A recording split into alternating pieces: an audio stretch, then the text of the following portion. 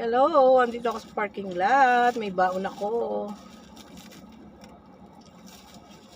Pagdating lang namin. Actually, dalawa lang pala ko.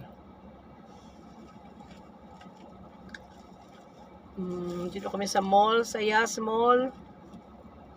Malaking mall ito. Yung college, meron yata silang gagawin dito kasi mag-stay siya ng 1, 2, 3, 4, 5. Dumating kami 12:30. Baka 6 pa siya uuwi, kaya hintayin ko na lang siya. Tapos ako, ikot-ikot. Nagbaon ako para hindi na ako gumastos.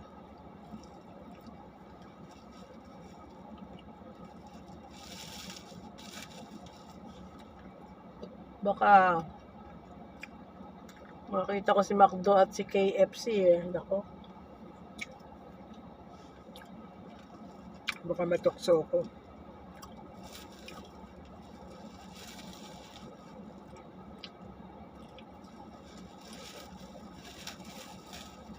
Sakto. Hindi pa ako nagla-lunch. Ito na lunch ko. Sa bahay, ito rin naman nakakainin ko. Naglaga ko itlog.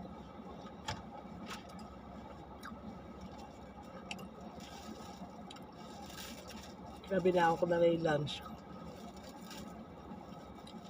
Kaysa matukso pa ako kay Manong McDo.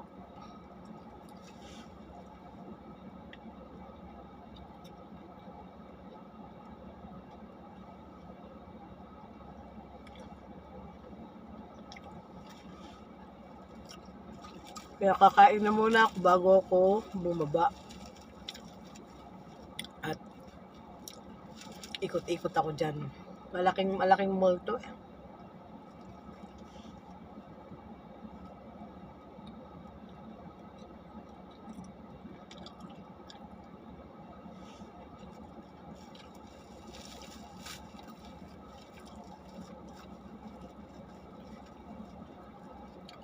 Kaysa uuwi pa ako, ano ang gagawin ko sa bahay? Hihintay lang ng oras, susunod ko. Dito na lang ako.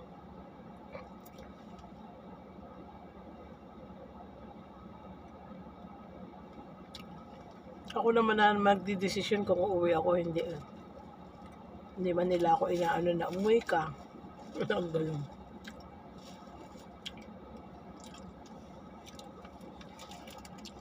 Kasi yung sasakyan, kanya-kanya kami ng sasakyan. Ito, ginagamit ko to pag, yan, sa kanila nga. Walang ibang gumagamit dito kundi ako.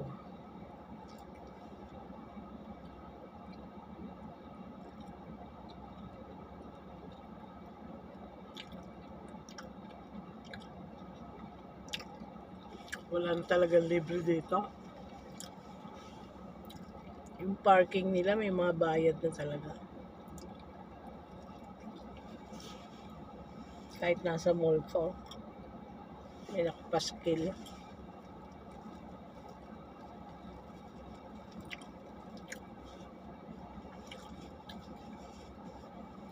Automatic yan magde-deduct na sa card eh. Kasi may card naman na to. Automatic yan magde-deduct na sa card kung gaano ako katagal dito.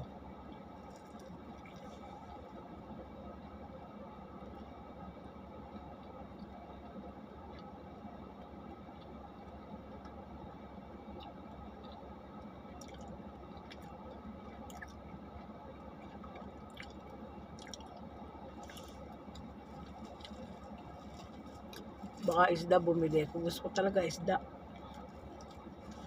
Lalo na bangos, kaya lang hindi ako makachempo ng bangos. Ang lalaki kasi ng bangos dito. Basta malalaki, dambuhala, parang pating.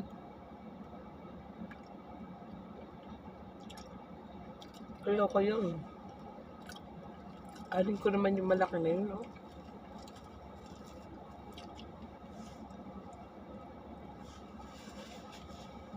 Tsaka pagka ngayon ako nakakita ng bangus na ganun kalaki. Sa Pilipinas, hindi naman ako nakakakita ng ganung laki-laki. Laki-laki talaga. Laki.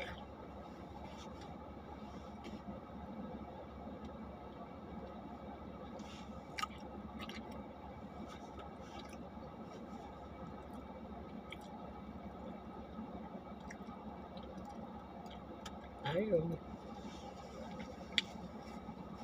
Busog na ako. Malamang tong itlog na baong ko hindi ko na makain. Busog na ako. Almusal ko na lang to. Kasi itong lunch ko, hindi na to nasusundan dahil hindi na ako kumakain ng gabi.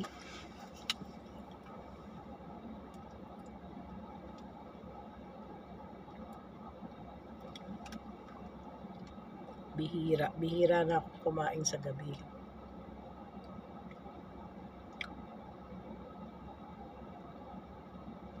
Ganun pa rin, hindi pa rin ako mapayat. Ewan ba? Ay, nakakita ako ng eroplano pataas. Oh. Paalis.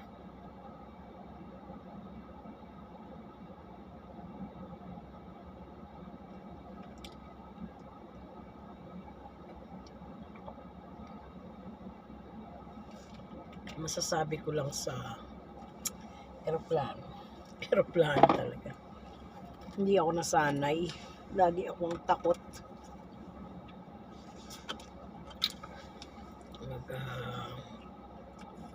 Spray tayo ng konti.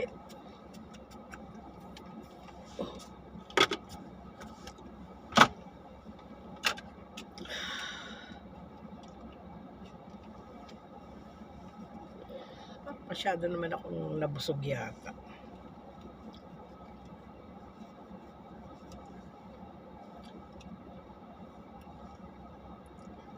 Saka ng init sa labas. Medyo malayo-layo ng konti ang lalakarin ko. Kasi dito ako nag-park sa dulo. Dahil mamayang hapon yan. Ako. Dami nag-uunahan nagpa-park doon. Siyempre gusto nila sa malapit. Pagka ganun, nakakaantala pag e-exit ka. Kaya dito ako sa medyo tulo-tulo. Mamaya basta usapan namin ni Dalaga yung second anak to college. Pag tapos na siya, tatawag siya sa akin. Sabi ko sa kanya, tumawag ka sa akin bago ka lumabas kasi nasa loob ako. Tawag muna siya sa akin bago siya lumabas. Meron akong tissue, wet ones. Wala ako ng bag. Kasi dito, pag nagpunta ka sa supermarket, may plastic nila, babayaran mo na. Kaya lagi ako may dala nito para hindi na ako nagbabayad. Sayang yung 50 dirham din yun. Naipon ng plastic. Pag ako ang bibili, pero pag may pinabili sila sa akin, hindi na ako nagdadala. Ay, sorry. Pinakakaltas ko na dun sa bill. Pinasasama ko na. Okay.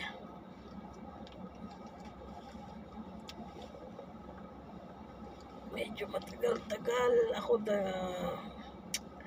1:30 ngayon. 2, 3, 4. 3 hours. Okay lang. Hindi naman ako maiinip doon. Baon ako ng tubig. Isa.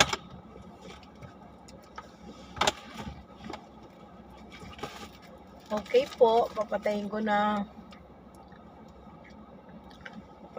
ang ating sasakyan. Bye-bye. Bye guys.